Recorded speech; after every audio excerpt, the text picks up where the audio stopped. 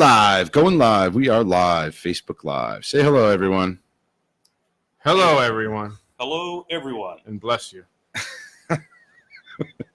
What, I can't say bless you now? No, you can tell him the joke that Puppet George said earlier? Oh, that looked like an angry Red Riding Hood?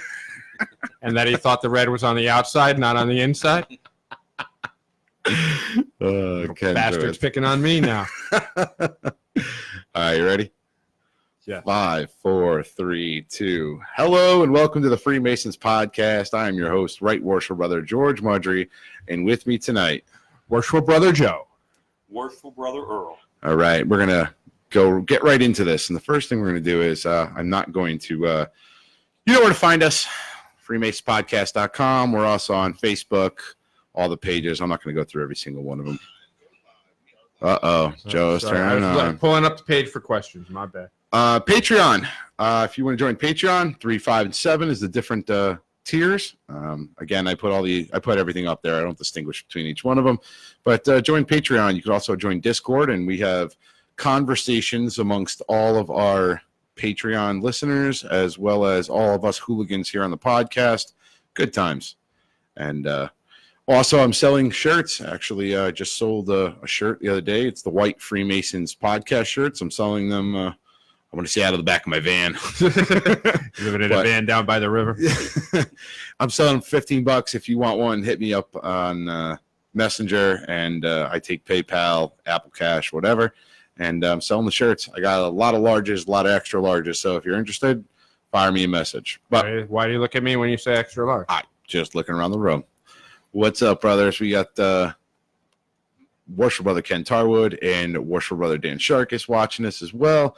They said good evening. What's up? We got Puppet George, who's patronizing Joe.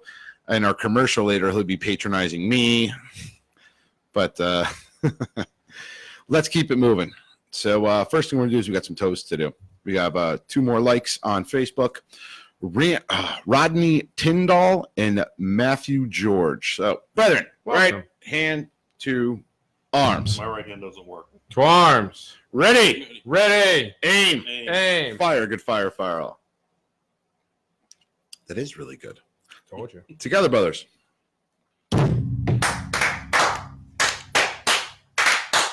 Vivat.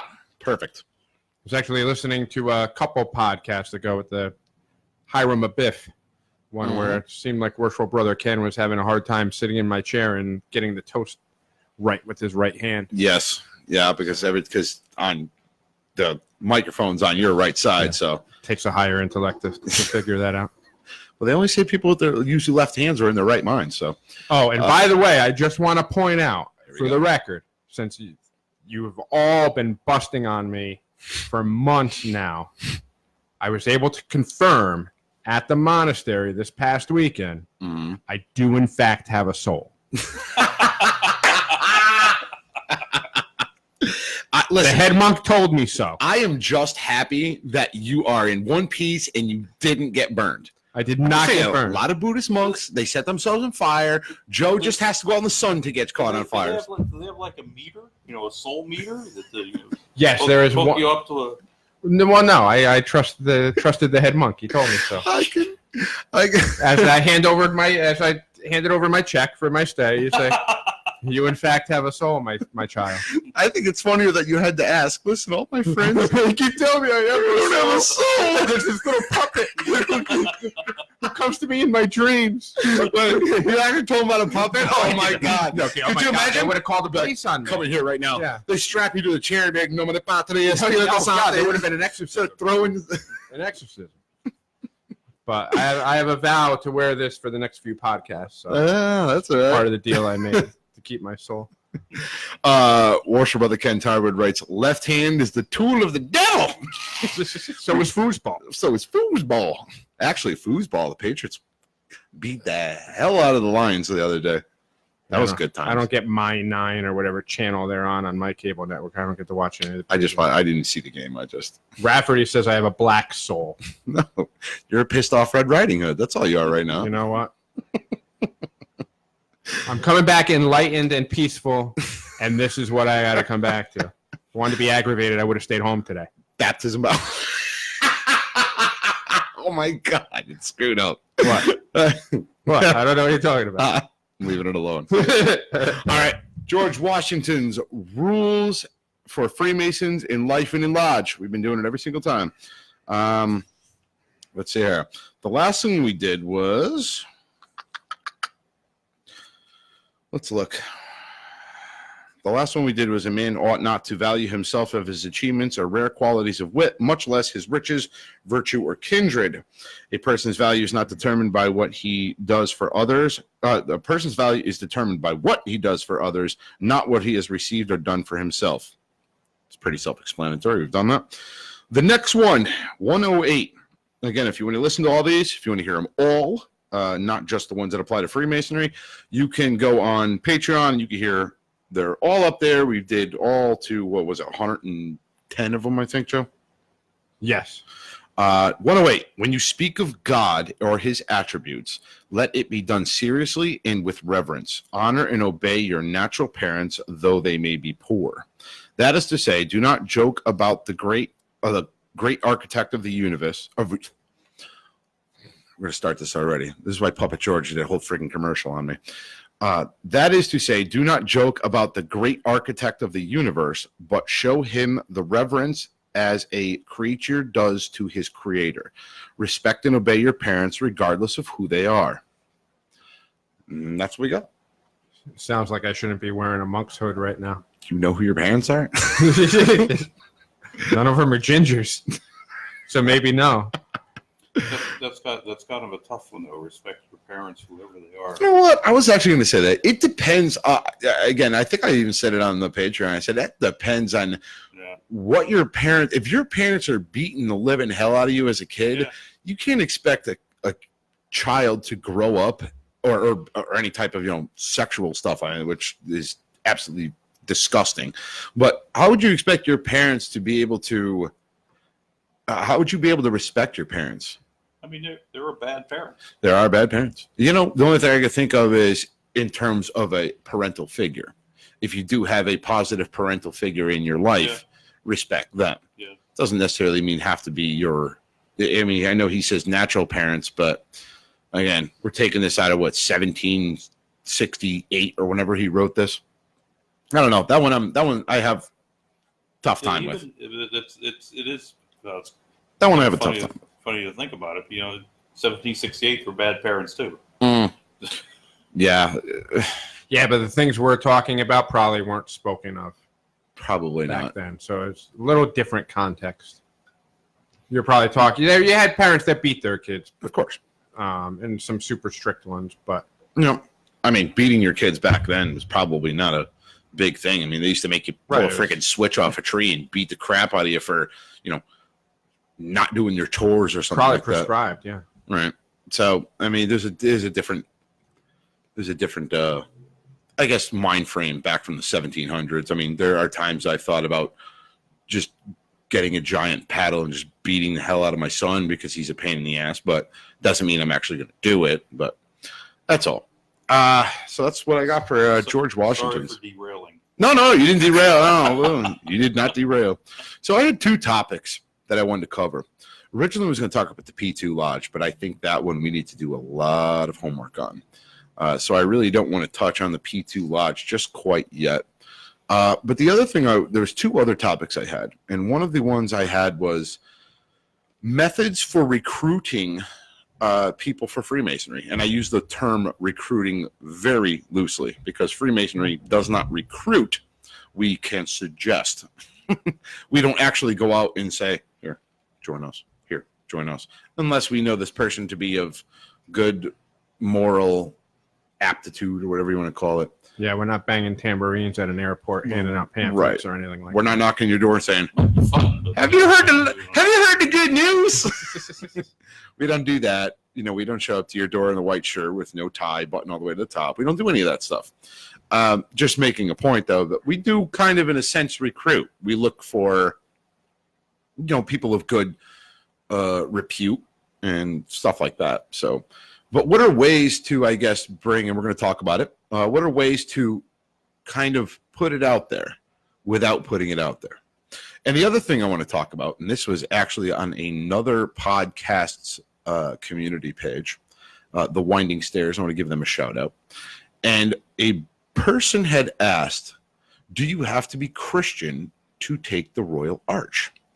And that led to a big conversation. It sparked a huge conversation. And I know I spoke on my end. I spoke two different ways. I spoke what the actual rules are to join a commandery to join the commandery portion of the York Rite. And then I spoke of what my personal feelings are. And we are going to explore both of those. For those who don't know, in order to join the commandery, you have to be Christian. And we'll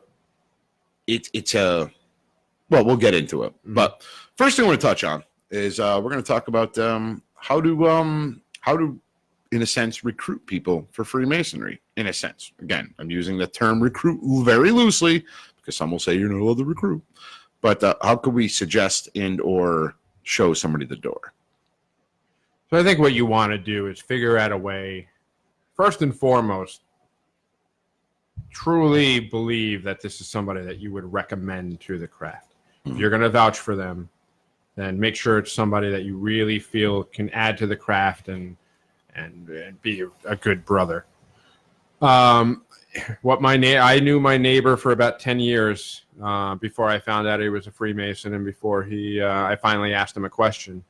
And apparently what he had been doing that finally caught my eye one day when I wasn't so oblivious, he kept leaving stuff out on the table when I went over to him. So if you walk through his front door, you walk into his dining room. Mm-hmm. And every time I went over, he would leave, whether it was a pamphlet or a book or something with the Masonic square and compasses on it. And eventually I said, hey, what's that? Because I started seeing the stuff on the History Channel and all that. Mm-hmm. And he was like, I've been waiting 10 years for you to ask me that question. So maybe it wasn't the most effective form, but it was out there for me to see and discover.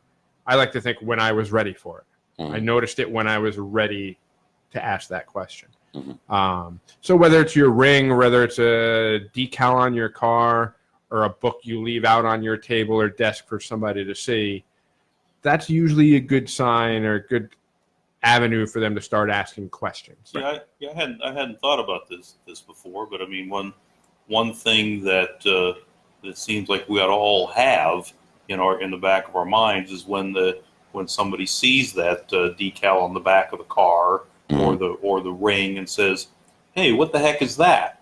Mm-hmm. You want to have a good answer, right?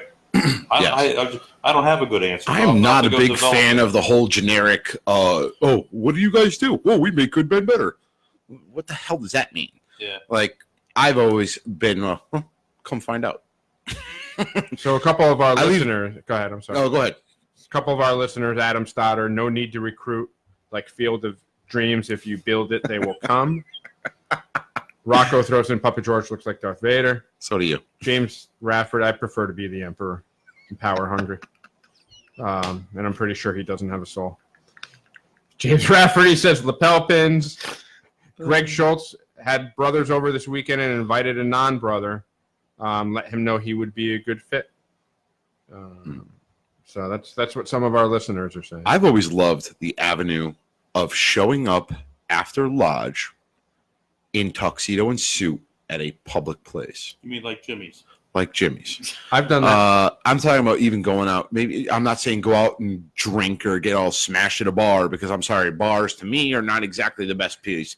What do you guys do? Especially by the time our lodge meeting's dressed up for you. Look how handsome and spiffy. Like usually it's like 10:30, 11 o'clock, and you're showing up. But look at the when we do the parade.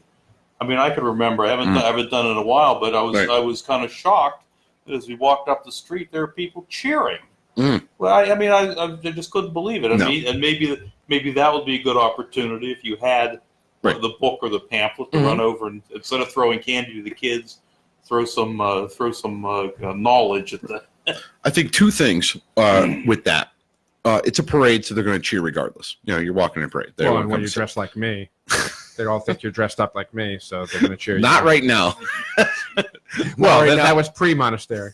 This is post-monastery. Right now, you look like you're part of the Priory of Sion right now. I am now going by Worshipful Brother Josephus. That is my new... So they're going to cheer for you regardless of the parade, but I also think you'll get more of a cheer and or a following if you do things like what we do. Car show. Perfect example. Is a perfect example. So if you take that car show in combination with a parade or a public event, you're going to get a lot of people like, oh, you guys are the guys who do the car show. Oh, what are you guys about? It's going to suck them right in. But it's not just that. It's like, well, why do you do the car show? Well, we get this wad of money from the.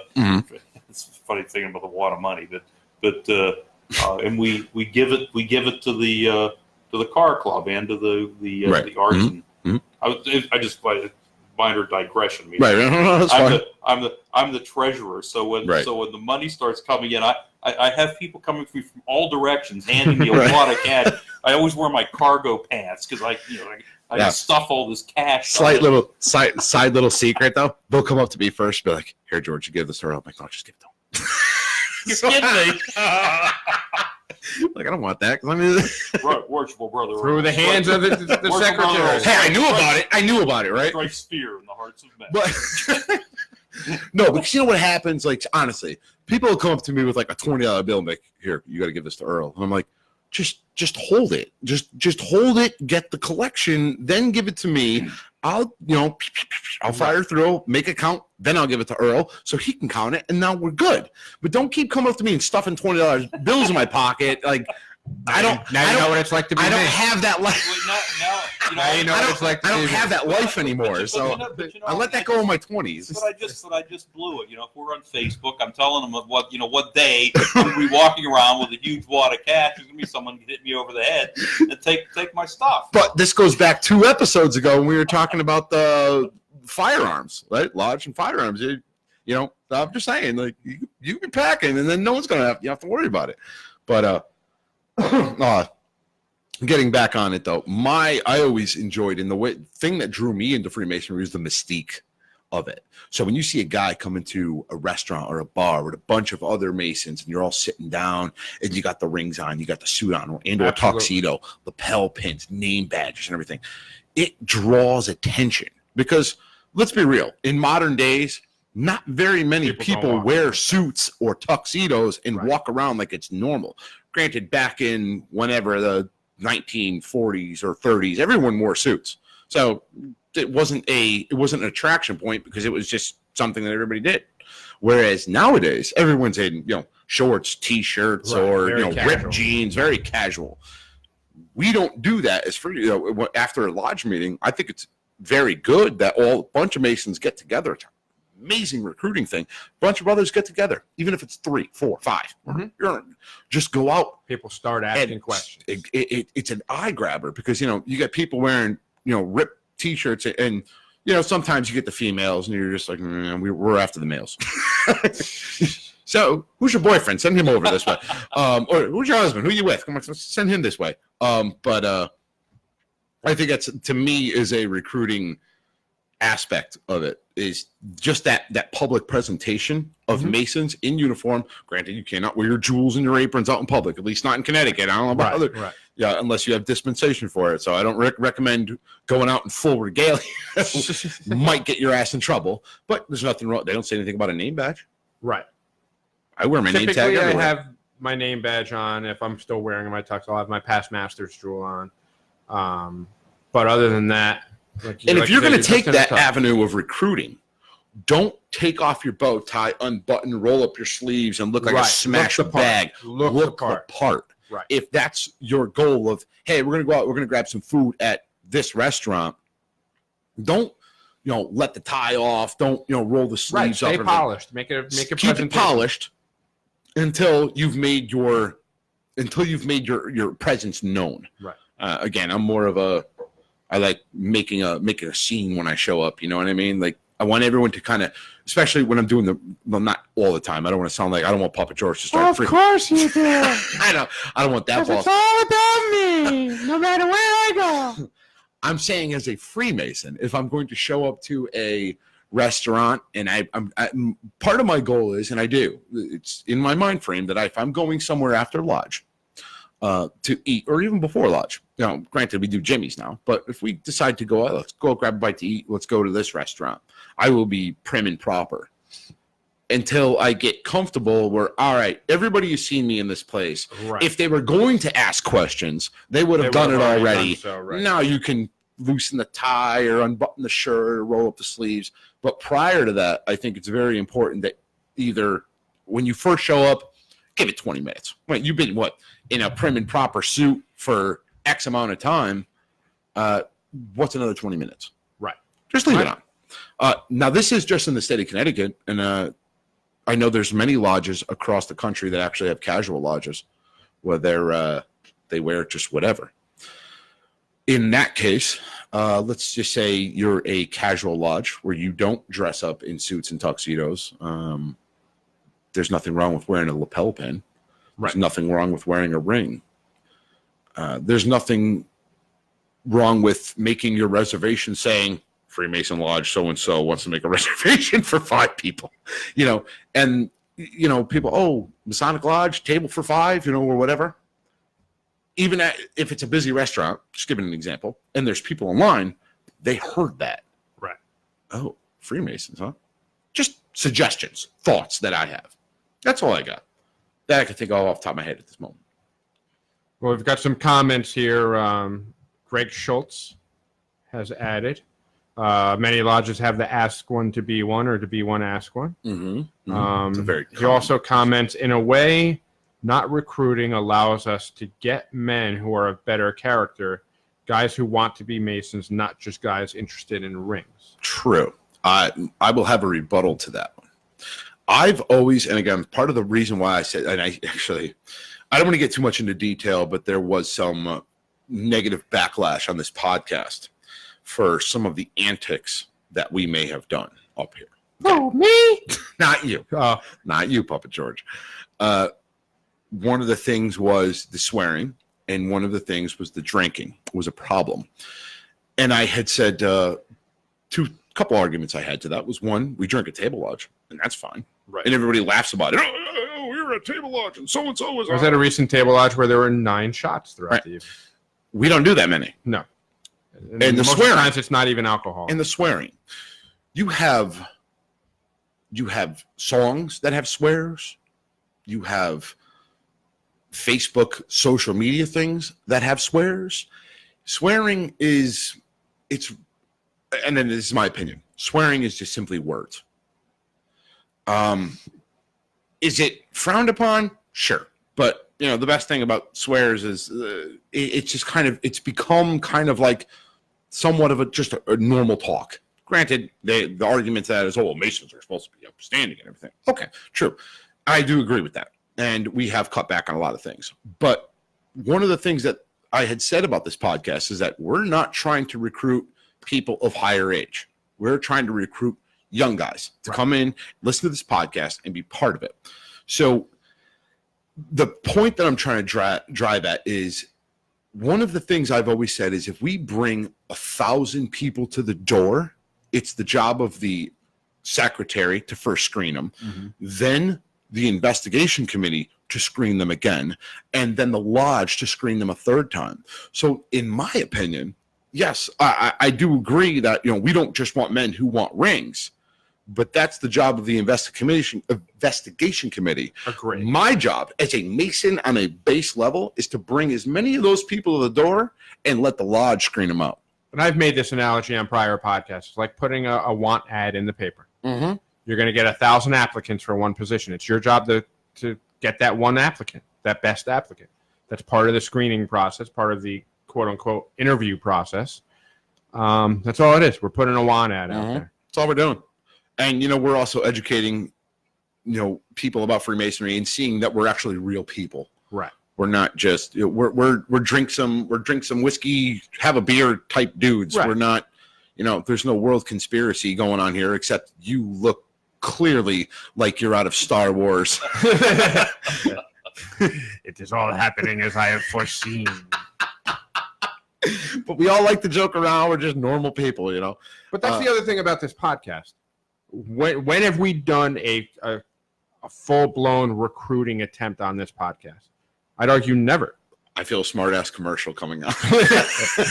No, but my point is, we're just being us. We're doing our podcast. I assure you, this podcast is fully operational.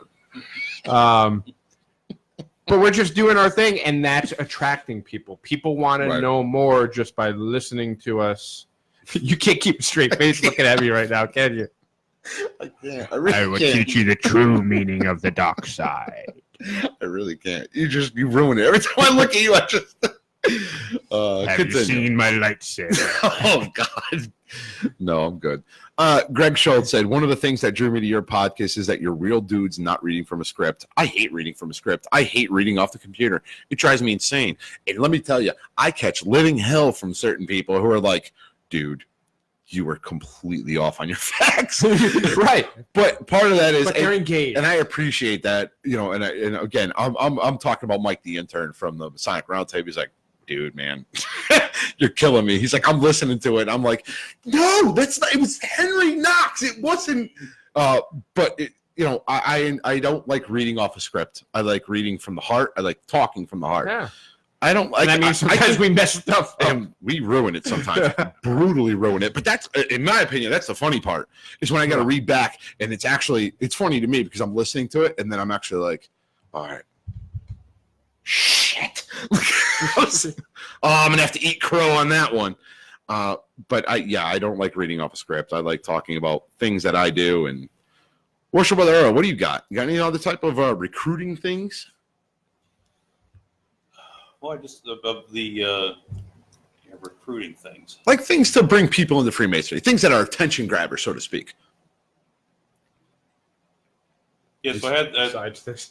I mentioned it was kind of like the business about when someone asks you about what the square and compasses are, what they mean. You could.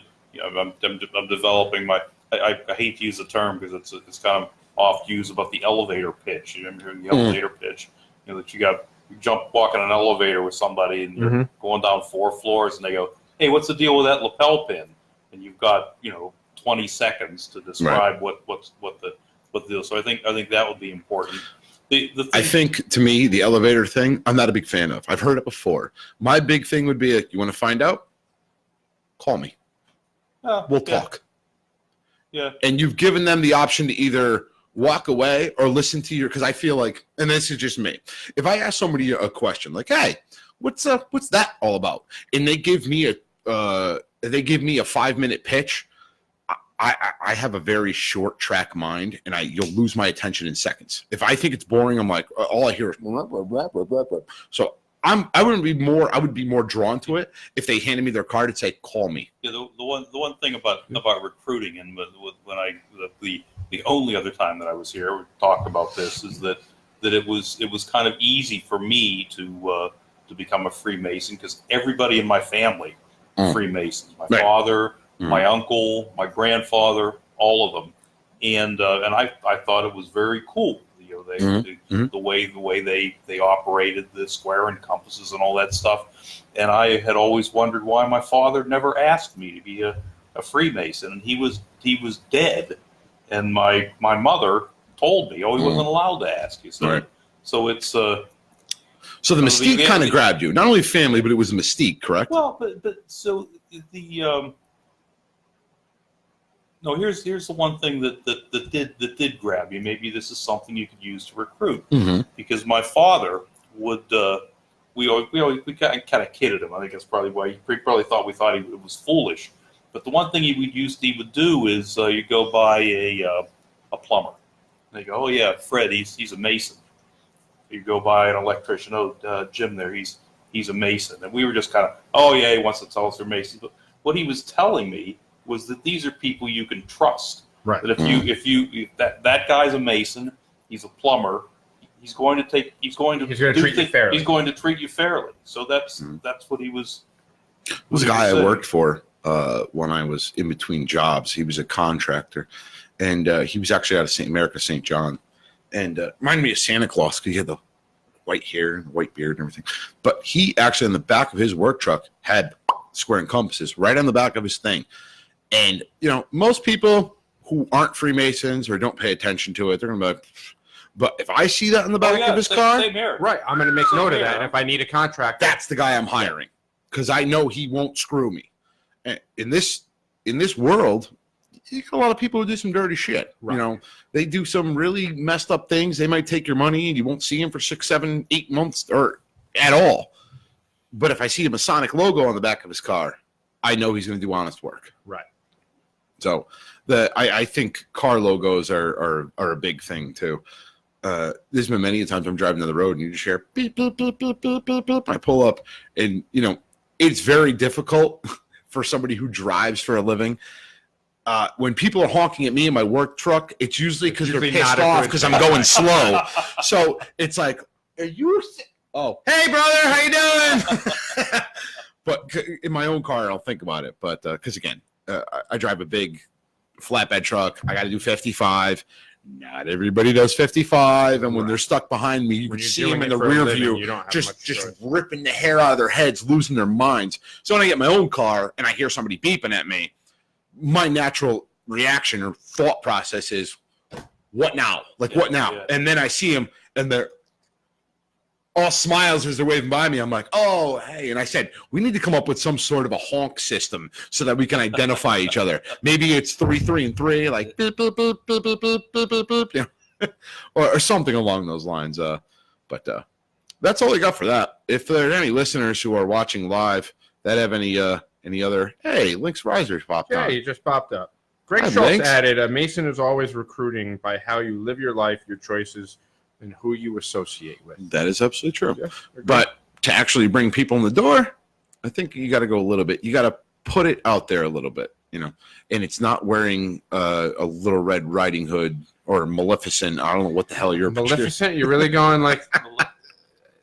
Not the Angelina Jolie one, because you're definitely not that good looking. I'm just saying, like, we're going to go with the old cartoon. Wow. But we're going to pause. So what is that, a Pee Wee Reese jersey you're wearing there? Boys extra large? What do you got there? Actually, that is a really nice jersey. Is that a Mitchell and Ness one? This is actually, no. This is, I had a guy when I was a mechanic. I had a guy who used to come around in his car all the time, and he'd sell jerseys out of the back of his car, right? Swear to God. I used to be that guy. For a lot of people, I was that guy with football jerseys. Really? Yeah.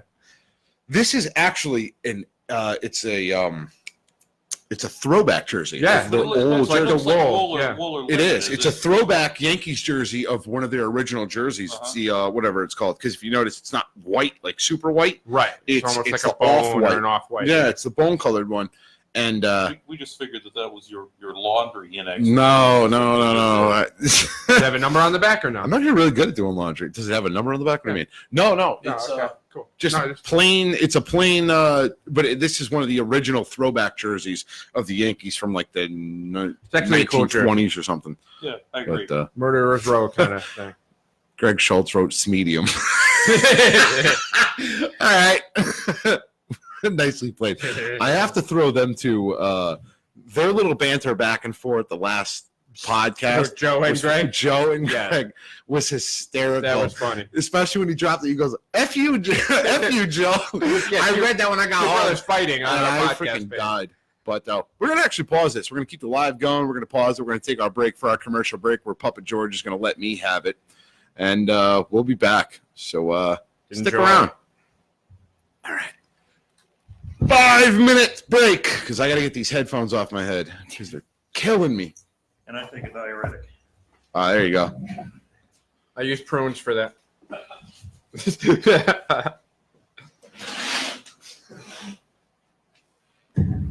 I do alcohol for that. All right, so now it's your time, Joe. What are we gonna do? What are we singing? Do I get to sing? I think you should do Gregorian. As the Emperor? Gregorian. Oh. Am I going to get in trouble for that? Who knows? One time when am I not going to get in trouble? I'm always in trouble. One time I was at work. Somebody was talking about church or something. So in the background, I just start going, in the unity of the Holy Spirit, one Father, forever and ever. At this point, when I see phones ring, I see my phone ring, and it's a certain number. I just pick up. I'm like, yeah, I know. I'm not going to say anything. I know. But no, I tell you, man, those monks can sing. Yeah, talk about your monk experience while we're on break here. Actually, stop. Freeze.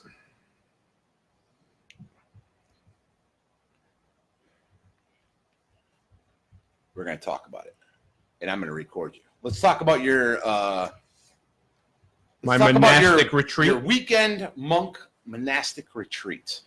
Let's hear about it.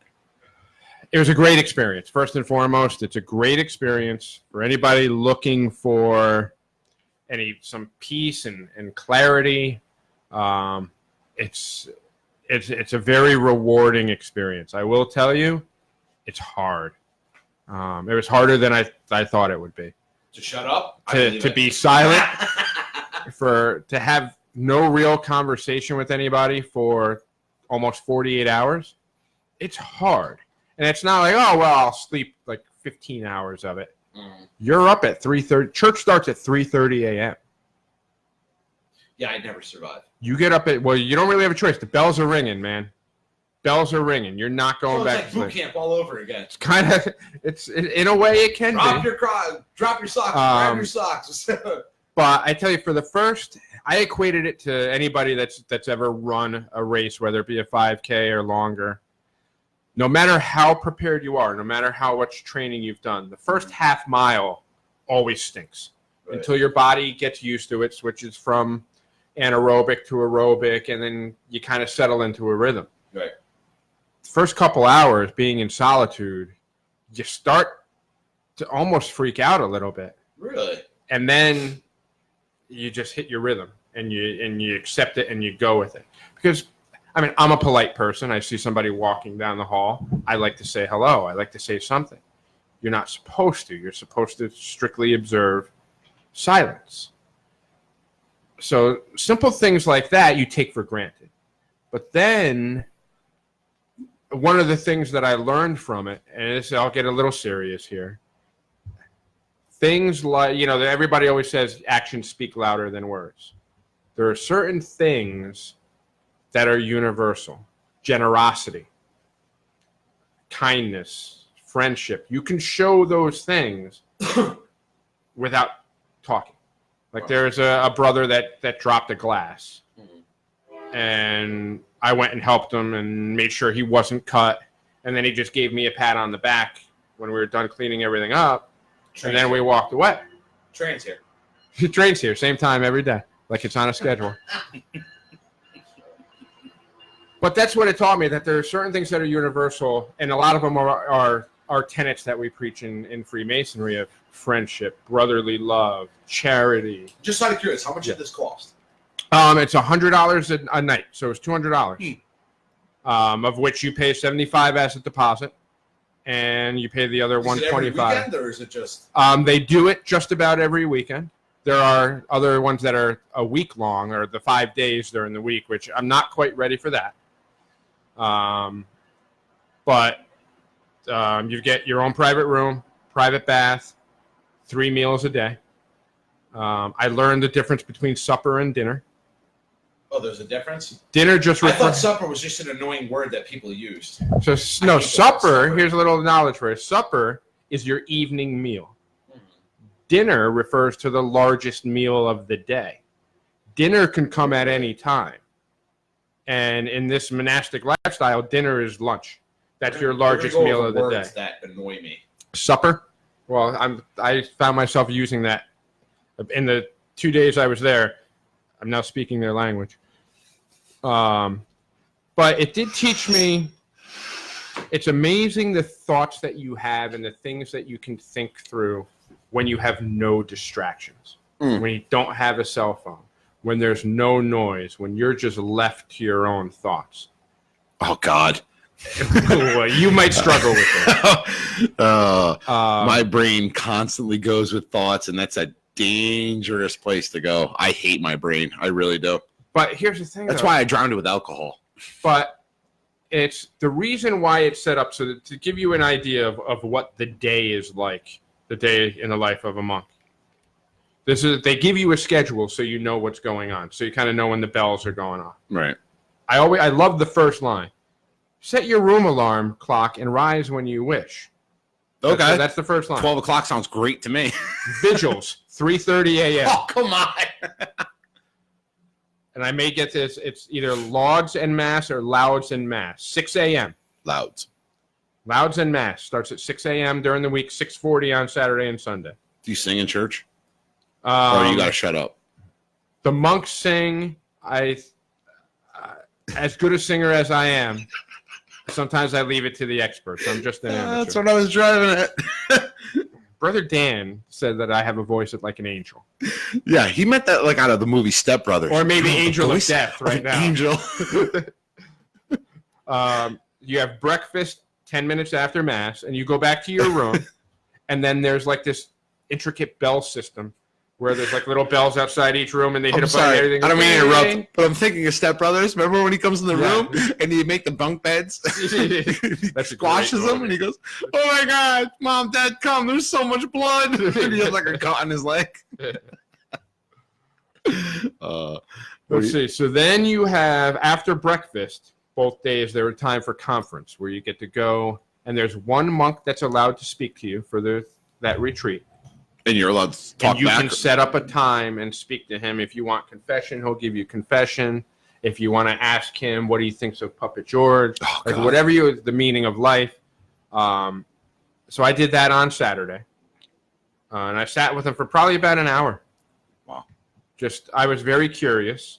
So we talked about a lot of stuff. And then we had dinner at noon, which is, again, the largest meal of the day. Then you have pretty much the afternoon after that to do it. Whatever you want.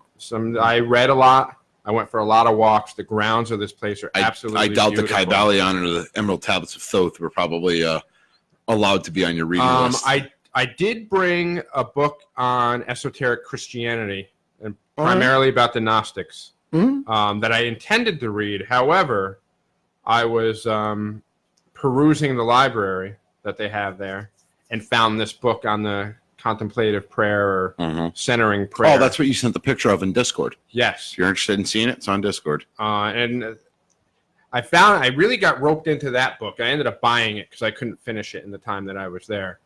But it's the first Christian book that I've ever read that acknowledged that another religion may have figured something out. Because this contemplative prayer or centering prayer is very similar to Eastern meditation practiced by Buddhist monks. And they actually acknowledge the similarities and that like they were onto something. Right. Which kind of, to me, takes on this stuff that we've discussed before that, it's almost like there's this one true version and everybody has a different interpretation of that version. Right. So I spent a lot of time kind of practicing that meditation, where it has you pick a sacred word and you concentrate on that word. And this is, again, it gets into a lot of different things. But by concentrating on that word, you get into a meditative state where it specifically talks about you change your vibration, and things that were previously not aware to you, you become aware of. Right. Which related back to the Kybalion that we talked about, where the principle of vibration. So all these things were really like striking a chord with me as I read this book. It's the book itself, Open Mind, Open Heart, Thomas Kincaid, for anybody who may be interested in it. So then you have that time to yourself. I went for a run. I did like my own in-room workout. Went for a lot of nice walks around the grounds. At 5:40 p.m., you have Vespers, which is another time for prayer. After that, you have supper, which is your evening dinner. You want to know what I find interesting about everything you're talking about? Is the Knights Templar, the ancient Knights Templar. They did all of this. Yeah. It's exactly what they did. They're both, Actually, they were not allowed to speak during dinner time. Neither were we. Right. And that was the weird thing, too. So here you are in a room full of people. And I don't know their names. I never spoke a word to them. But just by being there these 2 days and sharing meals with them, you develop a bond with these people. And it was just Like there were signs all over, really encouraging you. You weren't forbidden from doing anything, but there were a bunch of signs saying if you want to get the true experience, we recommend. You didn't have the nun come across the back of the table and crack you across the back. There were no nuns. Smack you with the ruler. So you have supper, and then the last thing at 7:40 p.m. was Compline. Mm-hmm. The last of them. The last of the cannons. Which is really cool because at least the 2 nights I was there, it was this Gregorian chant, but it was instead of being accompanied by an organ, it was accompanied by an acoustic guitar. So it's almost like this is your entertainment for the evening. And that was your day. After all the meals, you shared in washing dishes, setting the tables for the next day. Link says, for the love of God, please don't sing. You know what, Lynx? All right, let's get back into the best thing that ever come out of there was Andy Gibbs, so stop it. Stop it. All right, let's get back into this. So I'm going to stop this, and then we're going to go live again. All right, here we go. 5, 4, 3, 2. Hello, and we are back. So the first half of this, hope you guys enjoyed the commercial, Puppet George ridiculing and picking on me. First half of this, we talked about how to recruit. Second half of this, we're going to get into the York Rite, and we're going to talk about something that, again, it was a conversation that was on another podcast's community group, and the topic was the particular brother asked, do you have to be Christian to join the York Rite and or take the Royal Arch? The resounding answer is no. To take the Royal Arch, you do not. That is part of chapter. You do not. You can even take counsel. You do not have to be Christian. The Christianity part of it pops in when you take the orders of commandery. It's chivalric orders. And that's where, according to the Grand Encampment rules, you have to profess a faith in the Christian religion. I, for one, know for a fact that there have been members of other faiths that have joined commandery. And part of, at least in the state of Connecticut, the rules are that you have to, it asks you the question, if you are called to defend a religion, would you give preference to the Christian religion? And that is basically, sounds like that. There are, the debate was very hot. It was a hot debate on it. And basically, some had said, nope, you have to be Christian. I, in my personal opinion, have always said that Freemasonry has always been where it doesn't prefer a particular religion. The order of the commandery orders, and again, I just want to cite that I am the Grand Sword Bearer of the Grand Commandery of the state of Connecticut. That is my official title. I am a member of the Grand Commandery. I am not speaking for the Connecticut Grand Commandery. I am simply speaking on my own beliefs and opinions. So I want to cite that right off the bat. Number one, Freemasonry and all of its rituals and or tenets have always been for the benefit of man and never given preference to a particular religion. With that being said, I don't believe that it should be where a particular person of a different faith should be barred from the lessons of a particular order based on their religious preference. Again, agreed, because I think that in and of itself would be unmasonic by definition. Right. It would be, correct. And I also want to cite that there are many Christian orders or there are Christian tenets in Scottish Rite.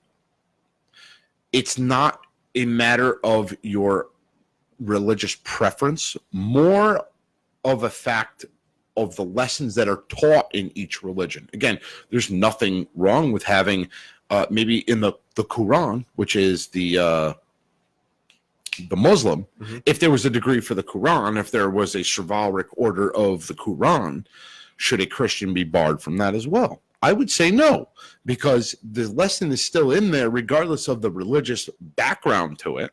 So why would it be any different for a Christian degree, so to speak? And you could even argue that the shrine has a Muslim theme to it, Correct. a Muslim overtone. Mm-hmm. Yes, it does. But yeah. Mm-hmm. I, as a Christian, am more than welcome to join that, which I am a member of. Right. So, I mean, a lot of this stuff, like you had alluded to in some of our conversations on that post, could be taken as symbolic. We're not going to go off and fight a holy war. I don't think those days are coming. And if there is, the guy in the black cloak probably shouldn't be the guy fighting that holy war for you. I mean, if you really want to get into a level of, I mean, one of the things it says, would you defend the Christian religion? Who in the hell is a Mason who's going to go out and defend the Christian religion when we have brothers of all faiths? Right. Who are you defending it against? It's allegorical, in my opinion. Right. It's allegorical. And it's allegorical because of the actual Order of the Templar degree. Because realistically, the Order of Malta, yes, gets into basically the Knights of St. John and the Knights of Malta who fought at Malta and were fighting against the Turkish or the Ottoman Empire at the time. And yes, it basically talks about them and where they derive from the Knights Templar. But the Order of the Red Cross has absolutely nothing to do with Christianity. Or Florence Nightingale. I don't know. I have no idea who that is. The Red Cross? Come on. No idea. She's a nurse? I'm too young for that. Got that, right? I got that's it. Again, I'm too young for that. It's in a history book. I'm too young for that. It's in a history book. I wasn't a contemporary of hers. I'm taking a shot at your age. I'm putting the hood back. Maybe went straight to truck driving school from. Listen, I went to Naugatuck High. I'm going. I went to Naugatuck High School. So they don't teach that in Naugatuck High School. I'm going back into hiding. I'm going back into my silent retreat. But I just want to say that getting back on it, the Order of the Red Cross is not Christian whatsoever. It's actually taken out of the Old Testament with what was the guy's name? Jesus. No, Jesus. Moses. I'm gonna draw a blank on this one. Aaron. I'm gonna look like a complete Abraham. ass. No. Josephus. No. Anyway, moving on. It basically talks about a person's travel from Jerusalem to the Babylonian Empire, or Persia, excuse me, at the time. And there's a big. It's actually a Scottish Rite degree as well. Worship brother. It's God, he's killing me. Anyway, moving on. But it's not a Christian. It's not a Christian overtone, so to speak. Knights of Malta, maybe a little bit more. Kind of drives on the Christian side, talking about the Christian knights. Order of the Temple, very Christian. But the lessons within don't necessarily. You get what I'm saying? Like the lessons of the Order of the Temple are very basic. If you really break them down, yes, they have a lot of references to Jesus. Yes, they have a lot of references to the crucifixion and stuff like that. But you can still learn a lesson from that story, no matter what religion you are.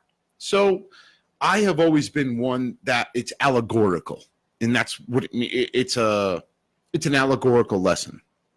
That's just my opinion on it, and I don't think that a person or a Mason, especially a brother, should be barred from taking those degrees just simply based on their religious preference. That is my personal opinion. I would also go to argue that, and again, it was written in the post that I'm sure you read as well, because I know you're active on it as well, the Winding Stairs group. Many people said, well, that's exactly why I don't take the York Rite. Absolutely. Right. I know brothers that have only advanced to a certain level because they won't go to that last. And I'm not going to mention his name here because his beliefs are his beliefs. Right worshipful. Is he a right worshipful brother? No, not the one I'm talking about. Okay, I'm talking about. But you would recognize the name immediately if I said it to you. I'll tell you off there. Yeah, that's fine. Yeah, we'll talk about it. But yeah, he's like, he's Jewish, and he's like, I think we're on the same page. Going to that next one because I can't do that. I think we're talking about the same person. But anyway, it's a brother who is Jewish who he got up to a certain point and he's like, yeah, I'm not going to take it. And I've always said, like, but you're a 32nd degree Scottish Rite Mason. Why wouldn't you take the York Rite? Why wouldn't you complete the lesson that's in it? He's like, well, because I'm not Christian. I said, yeah, but in the Scottish Rite, there's Christian degrees. Actually, the Knights of the Rose Croix, it's a very Christian. It's very Absolutely. Christian. That's the 17th and 18th degrees. They're very Christian. Yes. But anybody can take them. Right. So but I guess it has to do with the actual obligation of it, or the oath that you're taking, where, it's one thing to sit and watch, in essence, Scottish Rite. It's a story. Well, you still take an oath on those. Play, but there's none that specifically states, I will defend this religion above all others. That is true. Which I get it. It's a personal choice. Just like everything we talk about, it's a personal choice. Do what you're comfortable with. Right. I just haven't done it because I haven't had the time yet. I think, for me anyway, it's a two-pronged thing. I think this hurts the York Rite as a whole, with that being one of the stipulations to take the Order of Commandery. But I get why it's there, because it's the Order of the Temple. And the ancient Templars, you guys, I'm watching you on the camera. You both look like you're in solitude prayer. That's freaking great. I love it. It's freaking hilarious. But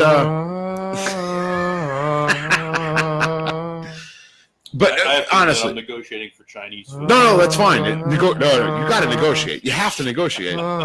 It's just funny. Like, I looked over, and Joe's got the hood on, and both of you were like, it was funny. I'm sorry. I had to make a point on it. It was funny as hell. But no, definitely negotiate for Chinese food. You have to negotiate for Chinese food. You didn't catch my chant. I might negotiate for Chinese food. Just like, I did catch your chant. So, but I just want to add that I think it does hurt the York Rite with that stipulation being in there. But I think that I know for a fact there are many commanderies that allow Jewish and or Muslim brothers to come in. But I also think it goes back to its tenets. And again, we're talking allegorical. The Knights Templar was a Christian order. Right. And the lessons are universal. The lessons are universal, but it was a Christian order. Right. But I think that should be used as allegorical. Right. And that's just my personal opinion. I'm sure I'm going to catch living hell tomorrow for those who listen to this, being that I'm a member of the Grand Commandery. But I also think that as a Mason, you're narrowing your playing field. Agree. For a craft that is losing membership. Think about it from that terms. You're narrowing it down to only Christians. Right. You're narrowing it down to a demographic. That's my opinion. So I don't know anything about the York Rite. I'm not there. But one of the things that I think is valuable in our conversations is that it's open to any religion. And while there are people who are killing each other because of subtle differences between their religious beliefs. Correct. That's not going to happen in our lodge because we don't recognize it.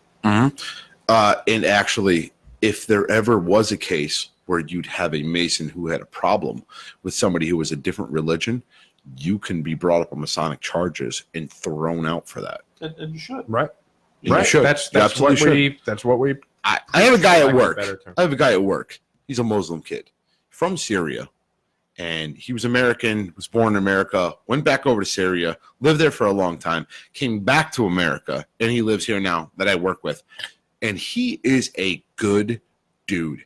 Young kid, 23, 25 years old. Young kid, but he's a all-around good dude. And I don't see him as, oh, there he is. He's there's the Muslim who works for us. Right.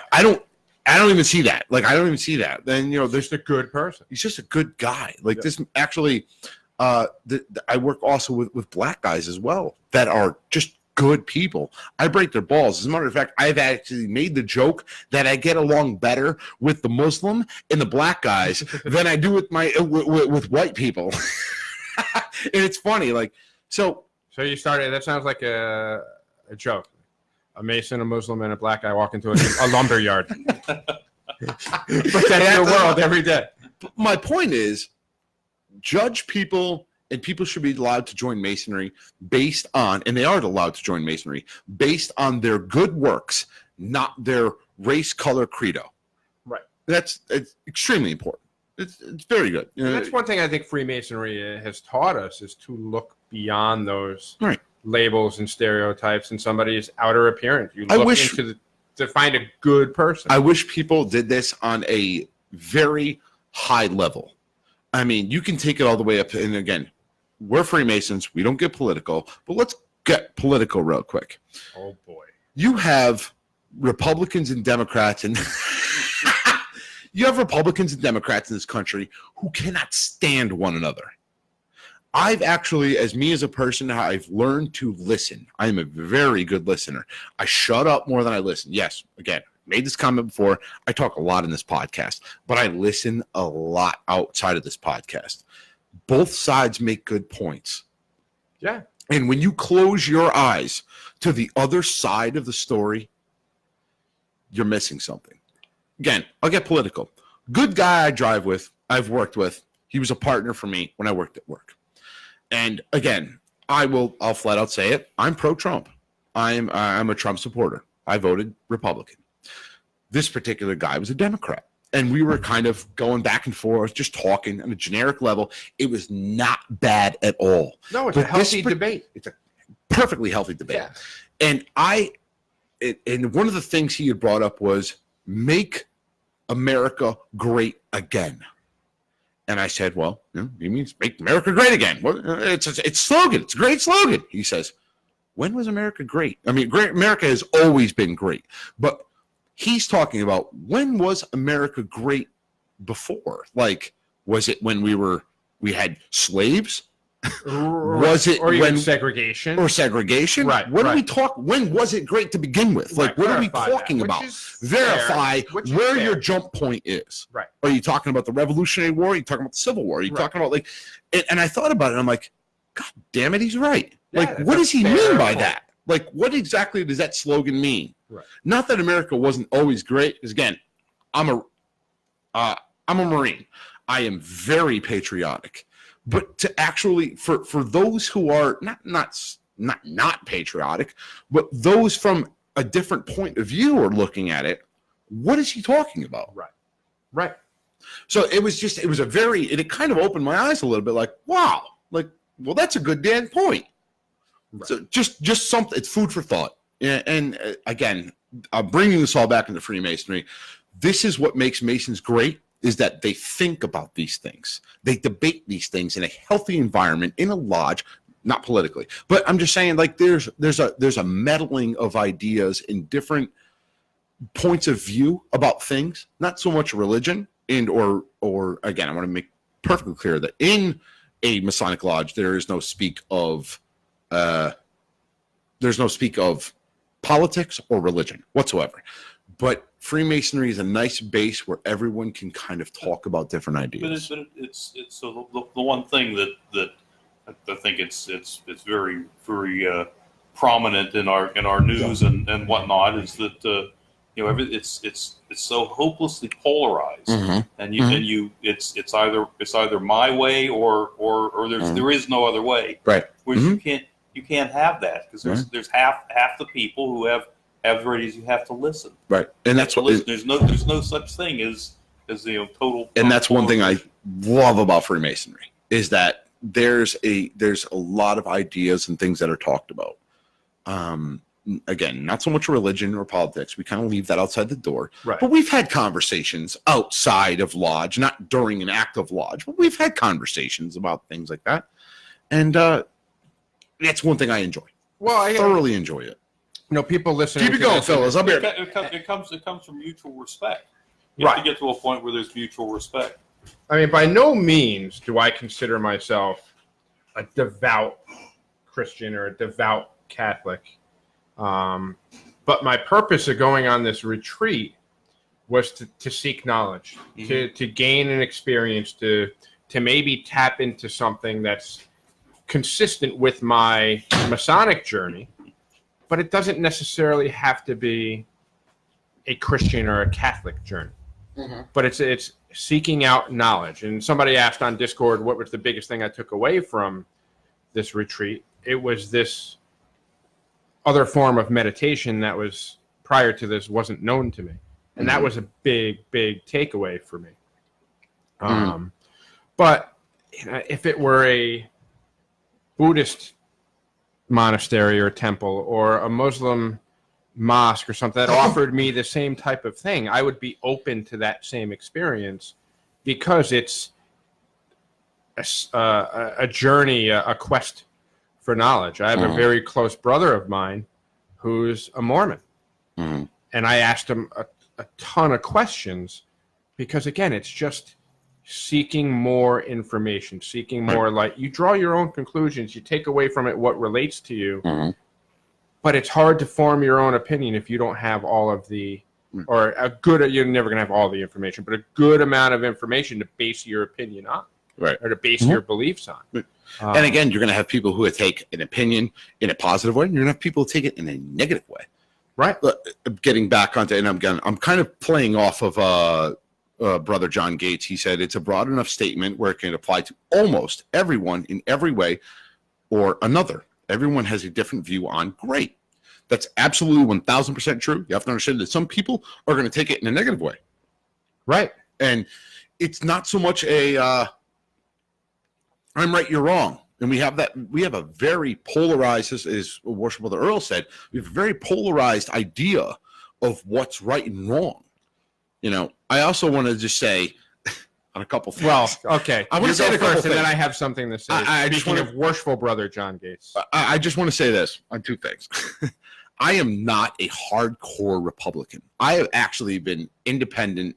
I'm an independent voter, which means, so for those who are foreign listeners who are listening, you have Republican, Democrat, Green Party, Libertarian, you have all kinds of parties. One of the things is independent, which is you're independent. You vote for whoever you want. You just can't vote in primaries. Now, I want to also, you cannot vote in primaries. And on top of that, even if you're a Republican, you can still vote Democrat. Even if you're a Democrat, you still vote Republican. In the general election. In the general election. Right. Doesn't matter. Like, but I just want to say this.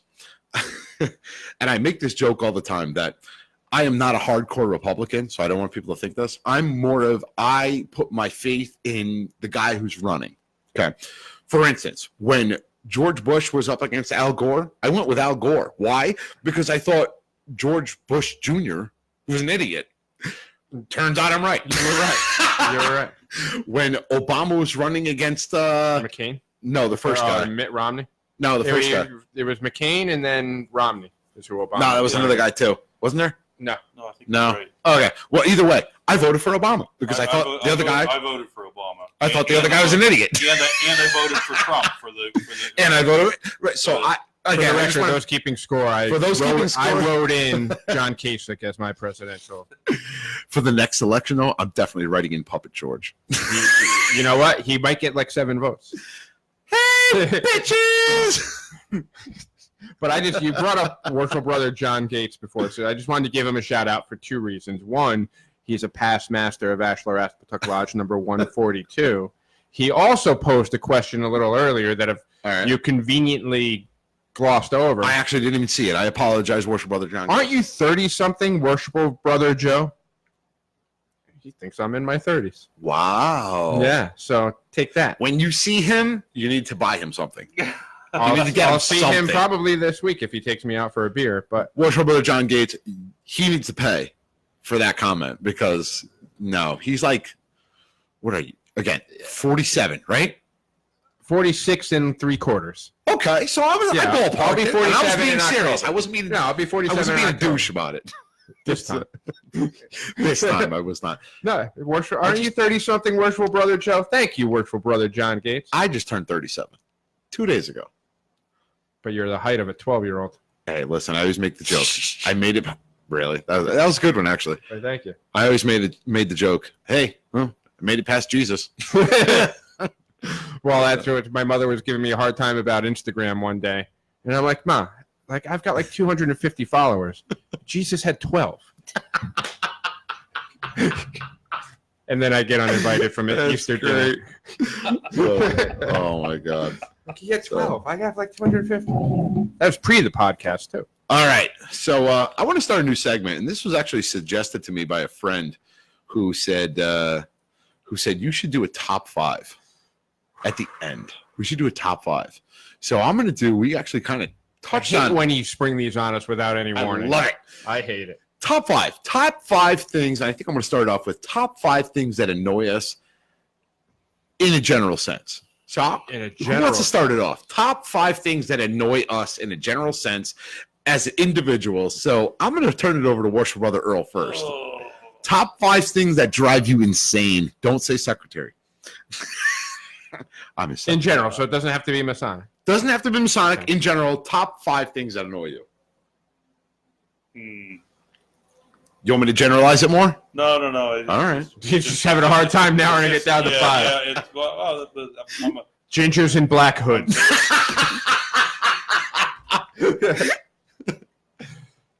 Yeah, I'll pass. I have to think. I got a very slow mind. Worship Brother Joe. Top 5 things that annoy us. People that dig in on an opinion that they are completely ignorant of the facts. Okay. So like people that will watch, they get their news from the little scroll at the bottom that gives you that particular story in a sentence with no context. Right. And that's what they formulate their opinions on. Okay. But not only do they formulate their opinion, they dig in hard. Right. And they have no idea what they're talking about. Okay. Because I'm the kind of guy that won't just let it go. I'll keep asking questions. Oh my God! Yeah, you can see I'm like twitching even. That's what I'm laughing. He's getting all worked out. This is me at family dinners. This is me. This is why my in-laws hate my guts. This is why you got marks on the arm of the chair. Right? Like when funny story, and thank God, I don't think any family's listening. My mother-in-law had a priest over for dinner one night, and he starts talking about the brand new crystal chandelier, the Swarovski crystal chandelier they put in the rectory. Mm-hmm. So then I say, well, wouldn't Jesus want you to give that money to the poor people in Bridgeport? All right. And then I get banned from dinners with the priest. All right. What's number 2? I thought of number 1, and it's dealing with people who have a high respect for themselves. Okay. Undeserved high respect for themselves. All right. Like our host. Son of a bitch. That was the puppet. That was the puppet talking. All right.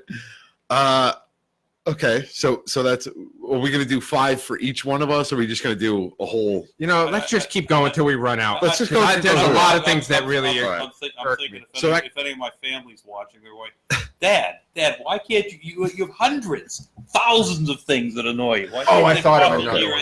So I got 2 right off the cuff. Go ahead. Right off the cuff. One is particular words, okay? And those 2 words are supper and moist. Drive me insane. I hate moist. The word moist. So you wouldn't want a nice, warm, moist brownie after supper for dessert? Those 2 words, I don't know what it is. I don't know. Why when you say moist does your hand start going like that? I'm just saying, moist and supper. Oh, let's go have supper. Drives me insane. My other one, okay, off of the 2 words ones, is going to have to be people, when you're having a conversation with somebody and they walk up and just stand there. Oh. That drives me bananas. They invade your personal bubble. Oh, no, they're just there. They're not invading my personal bubble. They're not within arm's distance, but if I'm having a conversation with you and they just stand there and wait, drives me bananas. Absolutely hate that. 3, people who stand too close to you in line. I'm claustrophobic. I've said it before. I'm very claustrophobic. Maybe antisocial. Whatever the case may be. Not antisocial. What's the word for people who don't like to be crowded? Agoraphobic. No, that's fear of spiders. Really? No, that's arachnophobia. That's I knew that. Agoraphobia is fear of crowds. Fear of crowds? Okay, yeah. Then that's the one I'm looking for. I hate when you're standing in line and somebody's just breathing down the back. Oh, just their hot breath on the back of your neck. Drives me insane. God, I could think of That's 3. Go ahead, I could Joe. think of a time that Somebody I've done all else 3 of those things to you. I used supper earlier today. You did? Because I had to teach you the difference between dinner and supper, which I now know. That's mystic knowledge that I brought back from the monastery. Right. I know I've come up to you at Blue Lodge Council meeting, and I didn't know anybody, so I came up to you and waited for you to stop talking to Brother Lorenzo. Me? Yeah. Blue Lodge Council? Yeah. Remember I came up here for Blue Lodge Council? Yeah. Fellow Craft Club. I'm sorry. All right. No, it's all right. We don't have one of those in my district. I got one. I just Go ahead. Go ahead. Come up with one of them. What really annoys me is when you see somebody at the car at the grocery store or wherever, where they have the Christian symbol, the fish, The fish thing, yeah. and then they write Darwin in the middle of it and little feet coming out of the fish. I mean, who the hell do these people think that the Christians are, that everybody's some sort of fundamentalist thing that they can say, oh well, of course Darwin must be wrong. The Earth is only 5,000 years old or something like that. Every time I see that, I've often thought I should bring a paint scraper to the grocery store with me and just scrape the goddamn thing off. That's freaking hilarious. And you know. Well, here's the other one, and I know there'll probably be a bunch of people complaining. More often than not, you will see that on a Toyota Prius. I hate Toyota Priuses, and the kind of extra superior look you get from these people. Oh, look, he's driving a Ford Explorer. There was a Prius at the monastery park, Actually, and they had those stickers. I don't know that they had the Darwin one, but they had the big H 2016 sticker on there. And for those watching or listening, listen. One of my favorite songs ever is "I'm an Asshole" by Dennis Leary. Yes, I love that song because it cracks me up every time I listen to it. So, wait, we got any more negativity? Negativity. And yep. And when I say negativity, I'm going to qualify it because it's happened to me. It happened to me earlier today, and it happens to me a lot. I call my mother out on it all the time. Like, I'll call, hey, how's your day going? Blah, blah. Hey, do you remember Sally Joe? Blah, blah, blah. Oh, yeah, I kind of remember. Oh, she's dying. That's what you were saying. Okay. All right, what else is going on? Oh, well, so-and-so's not feeling well. It's like, hey, how about give me some happy news? Just hit me with the morbid stuff later. Talking about opening your mind. I mean, boy, I was got a complete block there. Now it's painful. You guys bring this up now. I have all these things. We scratched at the scab. Listen, this is a way to vent. This is we're showing we're real people. Let me give the next thing that popped into my head. We've done at work. They've done a lot of really nice renovations. The company is growing. Everybody's really happy. And one of the things that they did was they put in a secure revolving door. Now the place that I know we have Dutch listeners. The place that I work for is a Dutch company, and they have these idiot secure revolving doors at the place. So you'll go up to the plate, and they're tiny little things. You put your badge on the thing, and it'll go beep, and then there'll be a little voice that says, "When the light turns green, please enter the revolving door and then walk through it." But the problem is like 2 times out of 10, the thing will stop and you're stuck in it. Your face bangs against the door. And then someone has to come in and push a button to back you up. That's annoying. Yeah. So you know what's annoying? People like me that whenever you're going through a regular revolving door, I go in behind you.